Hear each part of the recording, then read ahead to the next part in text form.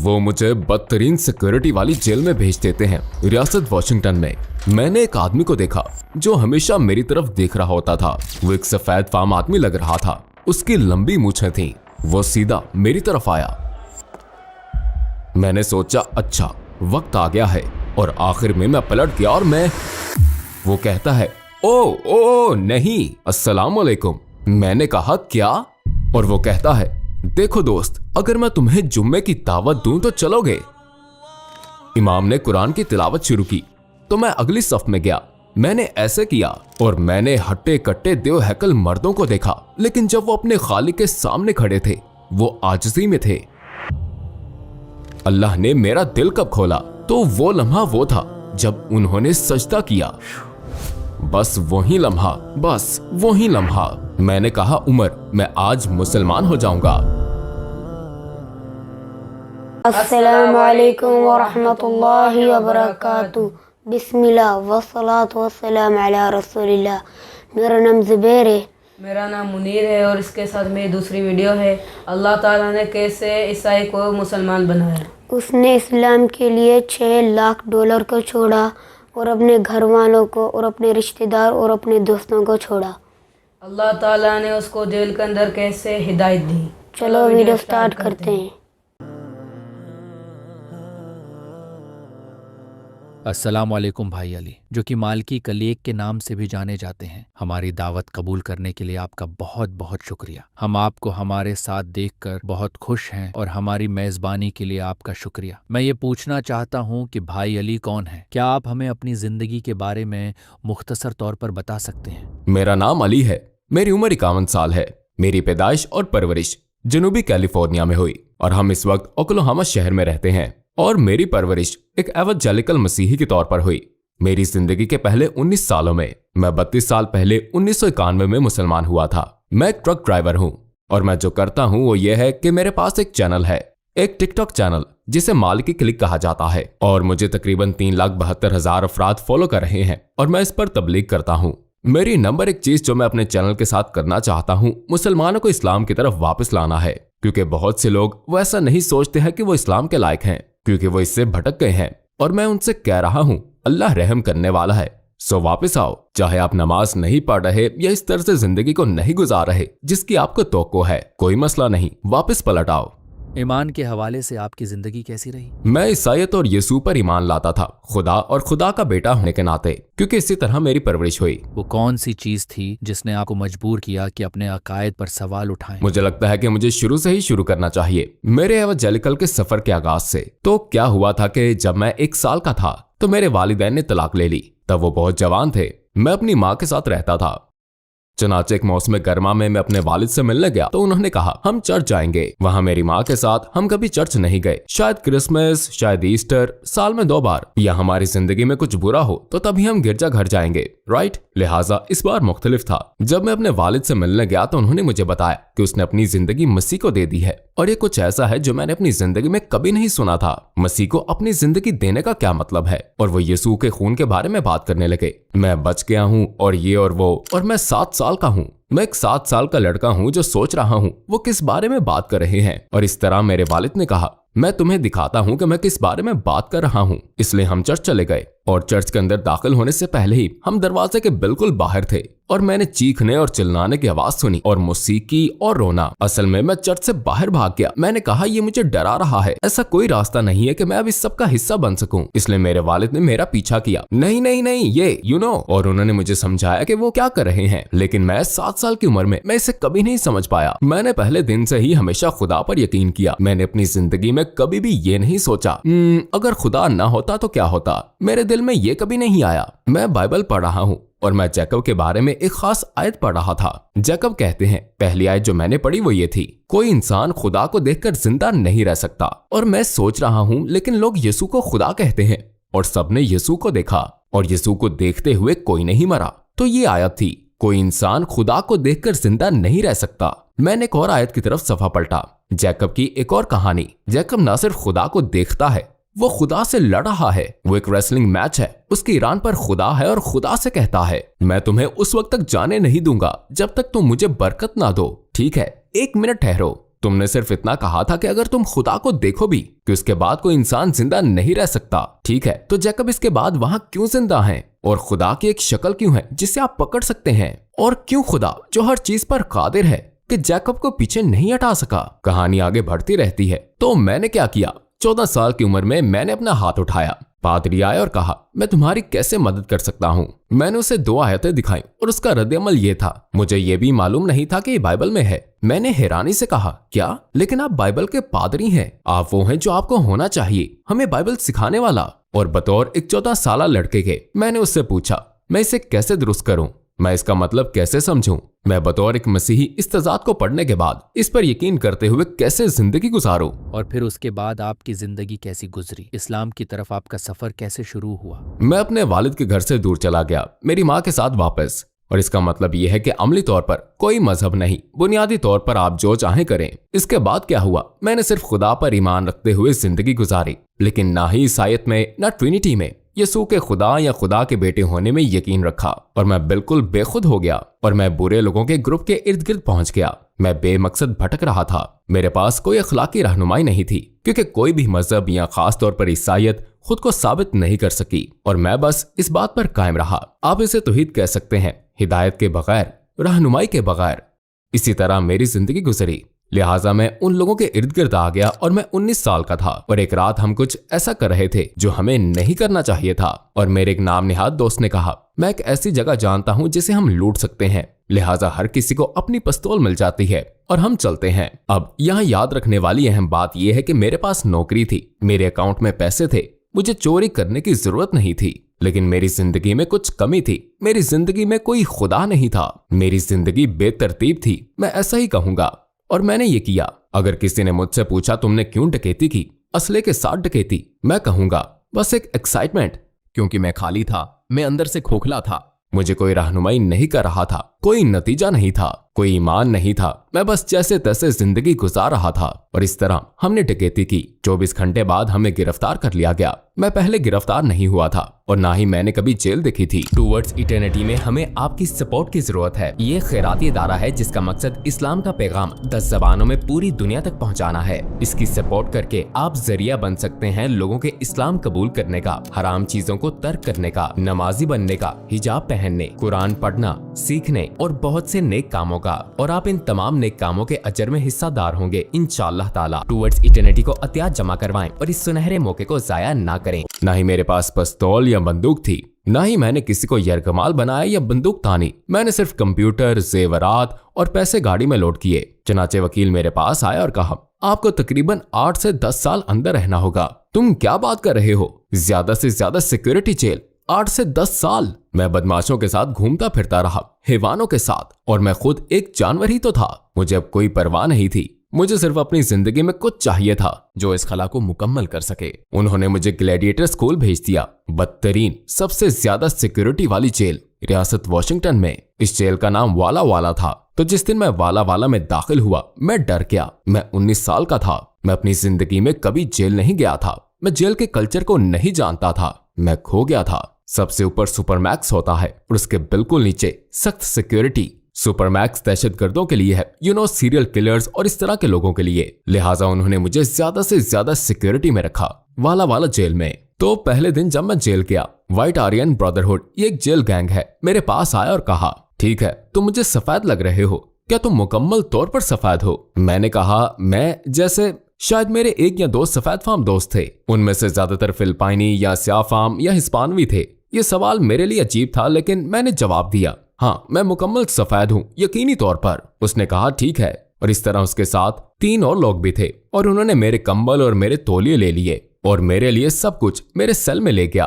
और जब हम बेसमेंट में नीचे चले गए तो एक ऐलान किया, ये हमारे साथ है, आप जानते हैं, एक नया सफेद फार्म लड़का है। नीचे जाते हुए, ये आदमी हमारे साथ है, राइट, ताकि दूसरे लोगों को मालूम हो सके। लिहाजा महीनों और महीनों तक ये सिलसिला जारी रहा। मुझसे पूछा गया कि क्या मैं चर्च जाना चाहता हूँ। मैंने कहा नहीं। क्या आप बाइबल चाहते हैं? मैंने कहा नहीं। मैंने खुद को दूसरे मजाहिब के बारे में पढ़ते हुए पाया। मैंने यहूदियत के बारे में पढ़ा। मैंने तकरीबन 5 मिनट तक हिंदू मत के बारे में पढ़ा। मैंने किताब पढ़ी और मैंने कहा, ये तो नहीं, बिल्कुल नहीं। कुछ महीने बाद, मैं कहूंगा 6, 7, 8 महीने महीने मैं अकेले सहन में चहलकदमी कर रहा था, जो कि ऐसा करना बहुत खतरनाक है। ये रूटीन हफ्तों तक चलती रही। मैंने देखा कि एक शख्स हमेशा मेरी तरफ देखता रहता है। वो एक सफेद फार्म आदमी लग रहा था। उसकी लंबी मूछें थी, वो सफेद लग रहा था, लेकिन वो स्याफाम लोगों के साथ बैठा था। वो हमेशा मेरी तरफ देखता रहता था और मैं संजीदगी से सोचता था कि इससे मुझसे कोई मसला था। मैंने संजीदगी से सोचा कि हमारा जरूर फड्डा होने वाला है। तो एक दिन मैं ट्रैक पर चहलकदमी कर रहा था और वही शख्स यार्ड में मेजों से उठ खड़ा हुआ और सारा वक्त मुझे देखता रहा। उसके पीछे तकरीबन 5 स्याफाम अमरीकी खड़े थे और वो सीधा मेरी तरफ आया और मैंने सोचा अच्छा वक्त आ गया है, ये ऐसे ही होता है, मुझे अब पीटा जाएगा। उन्हें मुझसे कोई मसला है, लिहाजा वो सीधे मेरे पास चले आए, यहाँ तक कि वो मुझसे 10 गज के फासले पर पहुंच गए। आखिरकार मैं मुड़ा और सामना करने के लिए तैयार हो गया, क्योंकि मैं जानता था कि क्या होने वाला है। वो शख्स कहता है ओ नहीं, ऐसा कुछ नहीं है, अस्सलाम वालेकुम। मैंने कहा क्या?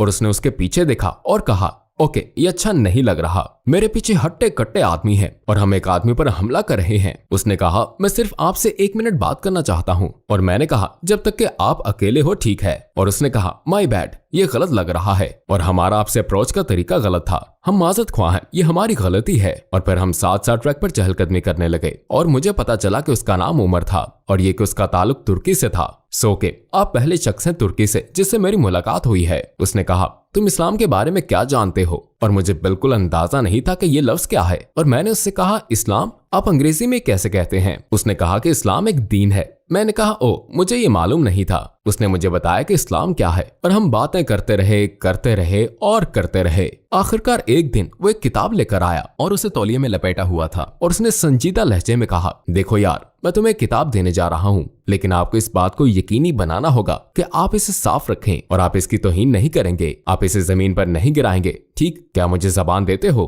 क्योंकि मैं आपको एक किताब देने जा रहा हूँ। मैंने कहा यकीनन उमर, किताब क्या है? और इसने उसे खोला और ये एक नीला कुरान था सुनहरी तहरीर के साथ। और उसने कहा ये मेरी तरफ से आपके लिए एक तोहफा है, अब ये कुरान तुम्हारा है। और मैंने इसे लपेट लिया और मैंने कहा शुक्रिया उमर, आपका बहुत बहुत शुक्रिया। मैं अपने सेल में वापस आ गया और मैंने ये किताब खोली और पहली चीज जो मैंने की वो ये है, मैं इंडेक्स पर गया और मैंने नाम तलाश किए। मूसा, यसू जाहिर हुआ, इब्राहिम, इसहाक, यूसुफ, याकूब, ये सब कुछ। और मेरा पहला रद्द-ए-अमल ये था ओह गॉड, ये तो बाइबल जैसा है और अगर ये बाइबल की तरह है तो ये सच नहीं है, इसमें ये तजादात होंगे, ये वही लोग हैं। ओह यार, उमर जो कह रहा था वो अच्छा था और अब मैं नहीं जानता। चनाचे मैंने कुरान खोला और कहानी पढ़ी। पहला बाब जो मैंने खोला वो रहमान था। मैंने इससे पढ़ा और मैं बस कुरान की जबान और इसकी तरतीब मेरे लिए बहुत अनोखी थी और मैंने सोचा इस किताब का अंदाज़े बयान लाजवाब है। इस तरह मैं कुरान पढ़ता हूँ और कुरान पढ़ता ही जाता हूँ। तो तीसरे दिन तक मैं वाकई कुरान में दिल लगाकर पढ़ने लगा, जैसे मैंने इसे घंटों पढ़ने का अज़म कर लिया था।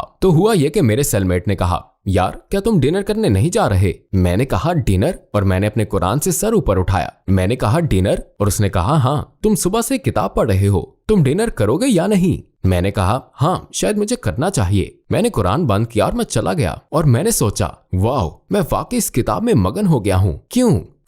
ये ईसायत नहीं है, लेकिन ये एक ही तरह की बात कह रहा है। क्या हो रहा है? हफ्ते गुजर के शायद 2 या 3 महीने भी उमर मेरे पास आता है और कहता है देखो यार, अगर मैं तुम्हें जुम्मे की दावत दूं तो क्या होगा? मैंने कहा उमर, जुम्मा? मुझे नहीं मालूम कि आप किस बारे में बात कर रहे हैं। जी हाँ, जुम्मा, ये इतवार की इबादत जैसा है, यू नो। ठीक है, मुसलमानों के लिए ये दिन जुम्मे का है, क्या तुम आना चाहते हो? और मैंने कहा ठीक है, मुझे परमिशन लेनी पड़ेगी, जो कि कमांडिंग ऑफिसर से। तो मैंने ऐसा किया, मैंने एक दरख्वास्त लिखी, मैं नमाज जुम्मा में शिरकत करना चाहता हूँ। मेरी दरख्वास्त के चंद घंटे से ज्यादा नहीं गुजरे कि मुझे कहा गया सीओ ने मुझे जाती तौर पर बुलाया है। मैंने कहा ओके, ये सब क्या है? तो मैं सीओ के दफ्तर में दाखिल हुआ और उसने मेरी दरख्वास्त उठा रखी थी। क्या ये तुम ही हो? क्या तुमने ये दरख्वास्त की थी? मैंने उसे देखा और मैंने कहा हाँ बिल्कुल, तुम स्याह फामों के साथ जुम्मे में जाना चाहते हो? मैंने कहा चाहे वो स्याह फाम हो, हिस्पानवी हो, ईसाई हो, जी हाँ, मैं देखना चाहता हूँ कि वो क्या करते हैं, उनका तरीक़ेकार, वो किस तरह इबादत करते हैं। जी हाँ, ये मेरे लिए अजीब नहीं था कि मैं दूसरी सकाफतों को जानने की ख्वाहिश रखता हूँ। तो उसने कहा देखो यार, मैं तुम्हें ईमानदारी से कहूंगा,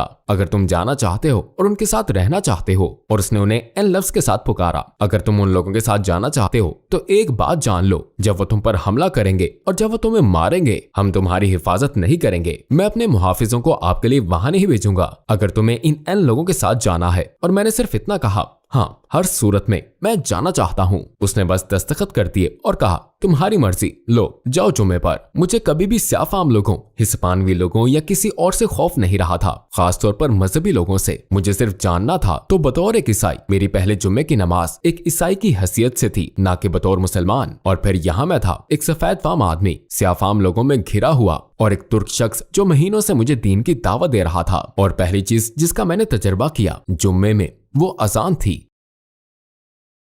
और पहली बार जब मैंने अजान सुनी, बस उसने मुझे बहुत मुतासिर किया, मेरे दिल को छू लिया। और मैंने उमर की तरफ मुड़कर कहा, उमर, ये खूबसूरत गाना क्या है जो ये शख्स गा रहा है? और उसने कहा, ये गाना नहीं है, ये नमाज की अजान है। और फिर उसने मुझे इसका तर्जुमा बताया और मैं बस यही कह रहा था, बहुत खूबसूरत, बहुत खूबसूरत। उसने कहा, अरे मैं तुम्हें दिखाता हूँ कि हम क्या करते हैं। हम वुजू करने जा रहे हैं। और उसने मुझे वुजू करना सिखाया और मैंने ईसाई होते हुए वुजू किया, बस पूरी तरह से तजर्बा करना चाहता था, है ना। तो मैंने ईसाई के तौर पर, मुशरिक के तौर पर वुजू किया और उमर के साथ बैठ गया। हमने खुतबा सुना और नमाज का वक्त आया। चनाचे उमर ने कहा, सुनो, एक तरफ बैठ जाओ, हम नमाज पढ़ेंगे। मैंने कहा, एक मिनट ठहरो, इससे पहले मेरे कुछ सवालात हैं। जब आप लोग नमाज पढ़ते हैं, आप कहते हैं कि इमाम आगे रहता है और वो कुरान पढ़ता है, क्या वो किताब से पढ़ता है? क्या वो आपकी तरफ रुख करता है और लोगों को पढ़कर सुनाता है? उसने कहा, नहीं, इस इमाम ने पूरा कुरान हिफ्ज कर रखा है। और मैंने कहा, उमर, ये किताब इतनी मोटी है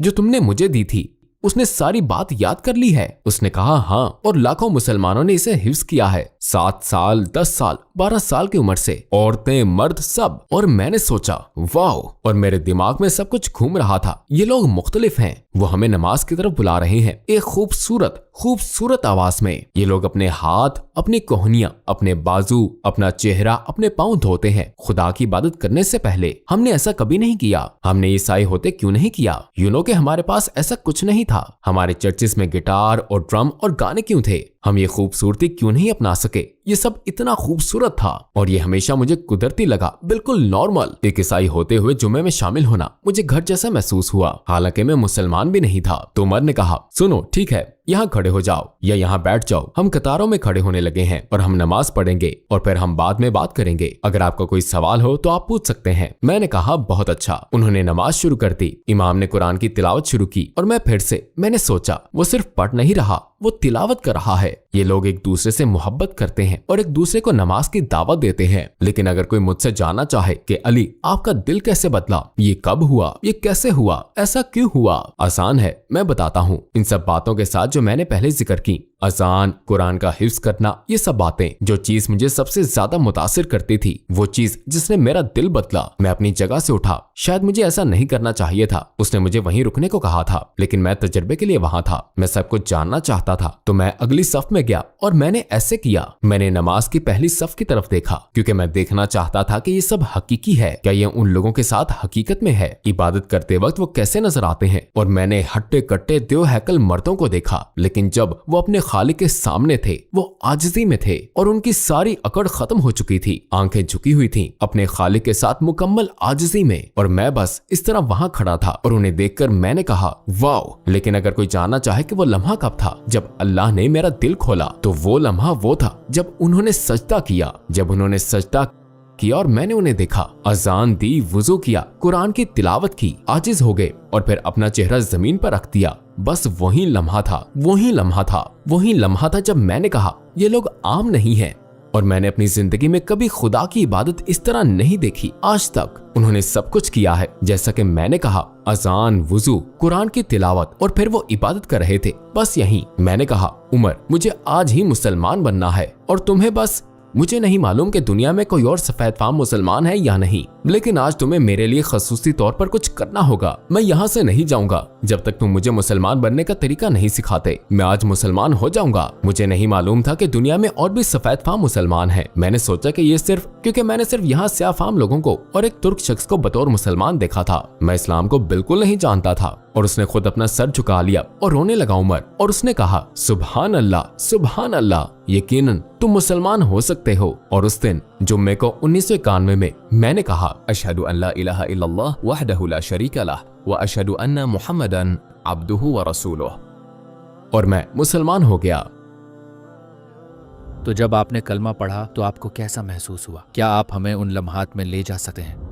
ये ख्वाब जैसा था, ये सिर्फ भाईचारा नहीं था, यह ऐसा था जैसे मैं पहली बार अपनी जिंदगी में खुदा के साथ हूं, वाकई खुदा के साथ, वाकई खुदा की मौजूदगी में, वाकई खुदा की इबादत करने वालों का हकीकी हिस्सा। यही लम्हा, यही वजह थी कि मैं पैदा हुआ, यही वजह थी कि मैं जिंदा हूँ मुसलमान बनने के लिए। आपने अपने वालिदैन को इस बारे में कैसे बताया कि आपने इस्लाम कबूल कर लिया है, उनका रद्द अमल किया था? अच्छा नहीं था। मैंने अपने वालिद को फोन किया जैसे कि मैं हमेशा जेल से करता था, और मैंने उन्हें बताया कि मैं मुसलमान हो गया हूँ। और मेरे वालिद, याद रखें, वो सुपर ईसाई हैं और बहुत सख्त। उन्होंने कहा, तुमने क्या किया? मैंने कहा, मैं मुसलमान हो गया हूँ। क्या तुम मून गॉड की इबादत करते हो? नहीं, मैं मून गॉड या चांद की प्रस्तिश नहीं करता, मैं एक खुदा की इबादत करता हूँ, यीशु का खुदा, मूसा और इब्राहिम का खुदा। उन्होंने कहा, नहीं, तुम नहीं करते, सुनो, तुम इस्लाम पर हो। और उन्होंने गाली दी और उन्होंने मुझे एक अल्टीमेटम दिया। उन्होंने कहा, देखो, तुम्हारी लाखों की इनकम, तुम्हारे लाखों की विरासत, वो खत्म हो जाएगी। जो चीजें तुम्हें मेरे बाद मिलेंगी वो खत्म हो जाएंगी। मेरा खानदान पेट्रोलियम इंडस्ट्री में है तो बहुत खुशहाल है। और मैंने कहा, आप मुझे आग कर देंगे? उन्होंने कहा, आज के बाद अगर तुम इस इस्लाम के मजहब पर कायम रहे तो तुम मेरे लिए मर चुके हो, तुम्हारी सारी विरासत खत्म। और उन्होंने कहा, बेटा, मुझे आजमाना मत, मैं कल अपने वकील के पास जाऊंगा और वसीयत को तब्दील करा दूंगा और तुम मुकम्मल तौर पर कंगाल हो जाओगे। तुम्हें मुझसे कुछ भी नहीं मिलेगा, तुम मेरे लिए मर चुके हो, तुम अपने भाई और बहन के लिए भी मर चुके हो, तुम खत्म शुद्ध हो। तो अपने अल्फाज बहुत एहतियात से चुनो। अब क्या तुम इस्लाम छोड़ दोगे या इस चाली मजहब में रहोगे? और मैंने कहा, इसका जवाब देने से पहले मैं आपको एक बात बताता हूँ, मैं आपकी हर बात मानूंगा सिवाय इस एक चीज के। और उन्होंने कहा, क्यों? मेरे लिए मरने से पहले मुझे समझाओ क्यों? मैंने कहा, बाबा, मुझे अपना फैसला खुद करना है। लाखों की विरासत से ज्यादा भी अहम चीजें हैं, जायदाद की विरासत से ज्यादा भी अहम चीजें हैं, इस जिंदगी के बाद भी कुछ है और मुझे इस जिंदगी की परवाह नहीं है। तो जब निजात की बात आती है, आप अपना पैसा अपने पास रख सकते हैं, ये मेरे भाई और बहन को दे दें, ये खैरात में दे दें, मुझे परवाह नहीं। मुझे मुसलमान बनना और मुसलमान ही रहना है। और यहाँ मैं हूँ 32 साल बाद मुसलमान, अल्हम्दुलिल्लाह। तो इसके बाद मैंने मुसलमान बनने और मुसलमान रहने पर इसरार किया। मुझे तकरीबन 2 हफ्ते बाद डाक में खत मिला। उन्होंने बिल्कुल ऐसा ही किया था। वो अपने वकील के पास गए थे। जो रकम मुझे विरासत में मिलने वाली थी वो $6 लाख थी और ये 90 की दहाई के अवाल की बात है, तो ये काफी बड़ी रकम थी। तो मैं प्राइस टैग क्यों लगाऊंगा? मुझे परवाह नहीं कि $600 मिलियन भी होते। देखो, आप और मैं कब्र में रखे जाएंगे और हम अल्लाह सुब्हानो ताला के सामने होंगे, वाहिद, नाकाबिले तस्खीर, और हमसे जिंदगी में किए गए अमाल के बारे में सवाल किया जाएगा। और आपकी वालिदा, भाइयों और बहनों के बारे में क्या ख्याल है? तो मेरी वालिदा को समझ नहीं आई, लेकिन उन्होंने सपोर्ट की। जब मेरे पूरे खानदान ने मुझे छोड़ दिया, उन्होंने 15 साल तक नाता तोड़े रखा। 15 साल तक सिवाय मेरी वालिदा के किसी ने मुझसे बात नहीं की। दरअसल जेल से बाहर आने के बाद कुछ महीनों के लिए मैं अपनी वालिदा के साथ रहा। जब मैं जेल से बाहर आया तो मैं पहली बार मस्जिद में गया, एक हकीकी मस्जिद, जेल वाली नहीं। तो पहला शख्स जो आया वो इमाम था। मैंने उसे अपने खानदान के बारे में बताया और विरासत के बारे में बताया। मैंने उसे सब कुछ बताया। मुझे नहीं मालूम था कि 2 भाई सऊदी अरब से जो हमारे पीछे खड़े थे पूरी कहानी सुन रहे थे। मेरी जिंदगी सिर्फ, मुझे नहीं मालूम था कि एक मुसलमान के तौर पर, एक सफेद फार्म अमरीकी मुसलमान के तौर पर मेरी जगह कहाँ है, क्योंकि 9/11 से पहले के दिनों में एक स्याह फार्म अमरीकी मुसलमान होना इतना आम नहीं था। और उन 2 भाइयों में से एक खालिद था और दूसरा अब्दुल रहमान। दोनों ने मेरे पास आकर कहा, हमें फख्र होगा अगर आप अपना सामान ले आए, हमारे घर में आपके लिए कमरा है, आप हमारे मेहमान बन सकते हैं और आपको अपने बटवे को हाथ नहीं लगाना पड़ेगा। आपके तमाम अखराजात हम उठाएंगे, हम आपका ख्याल रखेंगे,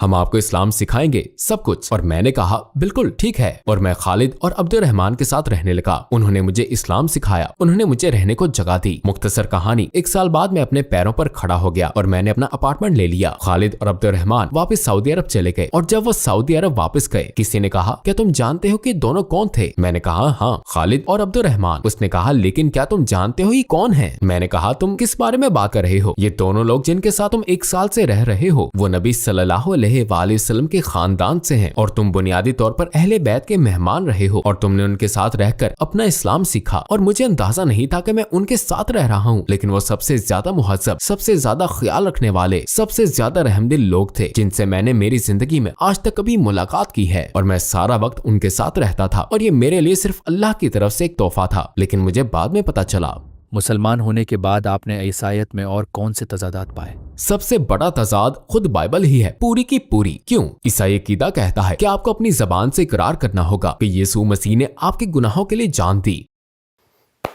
और आपको माफ कर दिया जाएगा। यीशु बाइबल में कहते हैं कोई भी जन्नत या खुदा की बादशाही मेरे बगैर हासिल नहीं कर सकता। यीशु के बगैर, ठीक है, लेकिन एक मसला है, बहुत से नबी, हकीकत में 99.9% नबी यीशु से पहले मौजूद थे, लिहाजा वो कभी नहीं जान सकते थे कि वो क्या कह रहे हैं। उनका नाम निहाद अकीदा। आपको इकरार करना होगा कि मैं आपके गुनाहों के लिए मरूंगा। मैं सोचता हूँ एक मुसलमान और साबिक ईसाई के तौर पर, वाकई दोस्तों, आप इस बात पर कैसे यकीन कर सकते हो ईमानदारी से कि आप इस्लाम को मौका देंगे कि आप सिर्फ एक इंसान के तौर पर, एक आदम के बेटे के तौर पर, कोई जो सच्चाई में दिलचस्पी रखता है, आपको इस्लाम पर अमल करने की जरूरत नहीं है, आपको मुसलमान होने की जरूरत नहीं है, लेकिन क्या आप जानना नहीं चाहेंगे कि हम कौन हैं? क्या आप जानना नहीं चाहेंगे कि इस्लाम क्या है? क्या आप हमारी बात नहीं सुनेंगे? और जवाब आमतौर पर नहीं में होता है। जैसा कि मैंने कहा, वो जानना नहीं चाहते। जब हम आपके घर आए, हमने कोने में एक बहुत पुरानी बाइबल देखी। क्या आप हमें बता सकते हैं कि आपने उसे क्यों खरीदा? ये बाइबल मैंने इसे कदीम एशिया के स्टोर से खरीदा। ये तकरीबन 1825 या 1836 से है मेरे ख्याल में, उस दौर के दरमियान। और इस बाइबल के बारे में पहली बात जो मैंने नोट की वो पहला सफा था।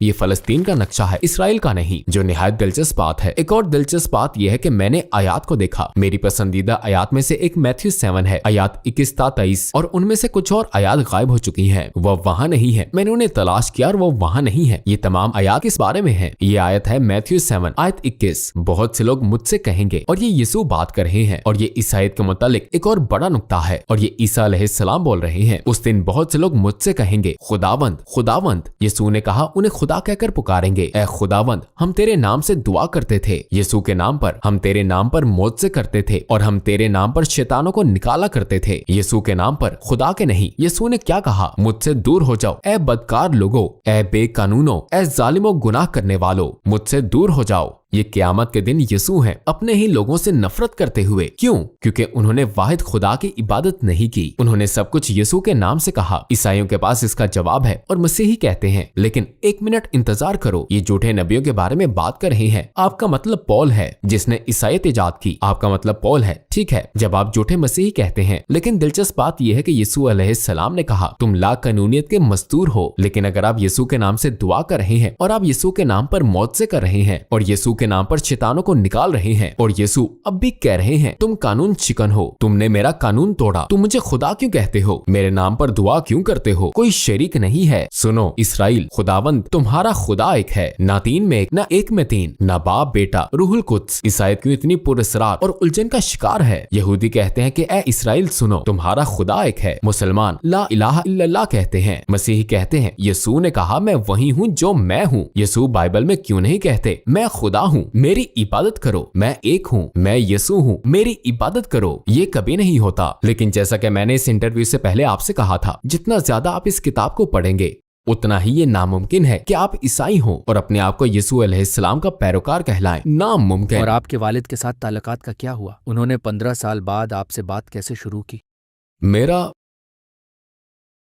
मुझे तो मालूम भी नहीं कि हम अब भी बात करते हैं। जब लोग मुझसे पूछते हैं तो इस सवाल का जवाब देना मुश्किल है। हम बात तो करते हैं, लेकिन वैसा अब कुछ नहीं रहा। मेरा खानदान मुझे देखना नहीं चाहता। अल्हम्दुलिल्लाह, सहाबा भी ऐसे हालात से गुजरे थे। ये ठीक है, ये मुश्किल है, ये सख्त है, ये बेहतर होता, ये ज्यादा अच्छा होता अगर मैं अपने खानदान को पा सकता। खास तौर पर माली मुश्किलात जो मैंने माजी में देखी है, ये अच्छा होता। लेकिन अल्लाह सुब्हानो ताला पर भरोसा करना ज्यादा अच्छा है, और उन 2 अरब लोगों पर जिन्हें मैं अपने इस्लामी भाई और बहनें कहता हूँ। टिकटॉक पर आपकी कहानी और आपकी पोस्ट्स देखने के बाद क्या कोई मुतासिर हुआ और मुसलमान हुआ? टिकटॉक पर बहुत से लोग हैं। खैर, मैं 32 साल से मुसलमान हूँ। टिकटॉक पर मैंने 6 लोगों को इस्लाम की दावत दी है। उन 6 अफराद में से एक ने 125 लोगों को इस्लाम की तरफ बुलाया। उसका नाम रोब है और उसने कलमा पढ़ा। उसके बारे में एक दिलचस्प कहानी है। मैं टिकटॉक पर लाइव स्ट्रीम कर रहा था, बिल्कुल वही कर रहा था जिसके बारे में हम बात कर रहे हैं, और मेरे भाई रोब, और यही वो बात है जिस पर मैं बात करना चाहता हूँ। यही वजह है कि ये बहुत अहम है कि आप लोगों के साथ कैसा बर्ताव करते हैं। वो मेरी लाइव स्ट्रीम पर बतौर एक गैर मुस्लिम आया और उसके मुंह से निकलने वाले पहले अल्फाज ये थे, तुम्हें मालूम है मैं तुम्हें देख रहा हूँ। ये बात मेरे YouTube चैनल पर भी मौजूद है, आप ये देख सकते हैं। उसके मुंह से पहला जुमला यही था, तुम्हें मालूम है मैं तुम्हें देख रहा हूँ। भाई और बहनों, मैंने तुमसे क्या कहा? हर कोई आपको देख रहा है, ठीक है। मैं नहीं जानता था कि मेरा भाई रोब, जो बज़ाहिर इत्तेफाक से आया था, ये इत्तेफाक नहीं था, अल्लाह सुब्हानो ताला का फैसला था। वो उसी रात खुदकुशी करने वाला था और उसके अपनी कहानी के मुताबिक उसने एक वीडियो भी बनाई और खुदकुशी करने जा रहा था और फिर वो दावत के मिशन पर निकल गया और 6 महीनों के अंदर 125 लोगों को इस्लाम की तरफ ले आया। अगर आपको दुआ करने का मौका दिया जाए और आपको यकीन हो कि ये कबूल होगी तो आप क्या दुआ करेंगे? एक दुआ जो मैं तकरीबन हर रोज करता हूँ, ए अल्लाह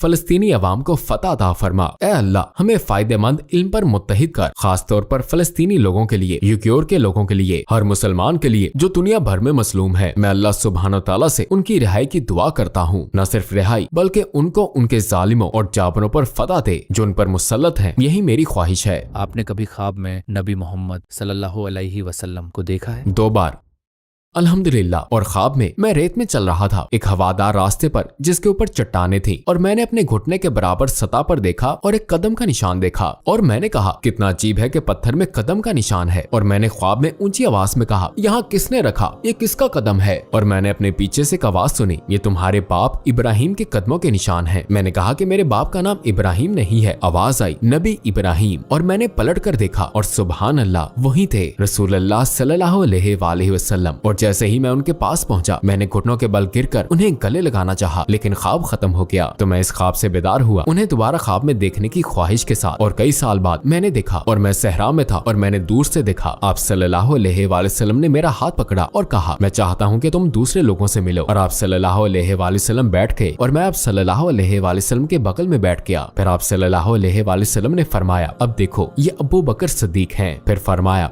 और ये उमर बिन खत्ताब हैं, और ये उस्मान बिन अफान हैं, और ये अली बिन अबी तालिब हैं, और ये सब तुमसे मोहब्बत करते हैं। मैंने ख्वाब में सोचा, वो मुझसे मोहब्बत क्यों करते हैं? मैं तो कुछ भी नहीं हूँ, वो मुझसे मोहब्बत क्यों करते हैं? लेकिन अल्हम्दुलिल्लाह ये मेरी जिंदगी के बेहतरीन ख्वाबों में से एक था। मैं आपसे मोहब्बत करता हूँ या रसूल अल्लाह, मैं आपसे मोहब्बत करता हूँ। भाई अली, आपका बहुत बहुत शुक्रिया अपनी कहानी शेयर करने के लिए। हमने आपसे बहुत कुछ सीखा और हम वाकई आपसे मुतासिर हुए। जज़ाकुमुल्लाहु खैरा। अल्लाह आपको इस दीन के लिए की जाने वाली तमाम कोशिशों का अजर दे। वाइयाक आमीन। आपका शुक्रिया कि आपने मुझे मदू किया, ये एक एजाज था। ये थी इसकी कहानी। सहाबा कराम के दौर में लोग इस्लाम के लिए सब चीज़ छोड़ने के लिए तैयार थे। आज के दौर में भी कुछ ऐसे लोग पाए जाते हैं जो इस्लाम के लिए सब चीज़ छोड़ देते हैं। इसके किस्से में ये सीखने के लिए मिलता है कि इसने चंद चीज़ों के लिए जुर्म किया जिसके लिए इसे जेल में डाला गया। इसे असली चीज़ जेल में मिली जो है इस्लाम। ये है इस्लाम की असली ताकत। कोई भी इंसान इस्लाम को समझ जाता है वो उसे नहीं छोड़ता। इस वीडियो में आपको सीखने के लिए क्या मिला है? इस वीडियो को लाइक करें, शेयर करें और इस चैनल को सब्सक्राइब करें। अस्सलाम वालेकुम।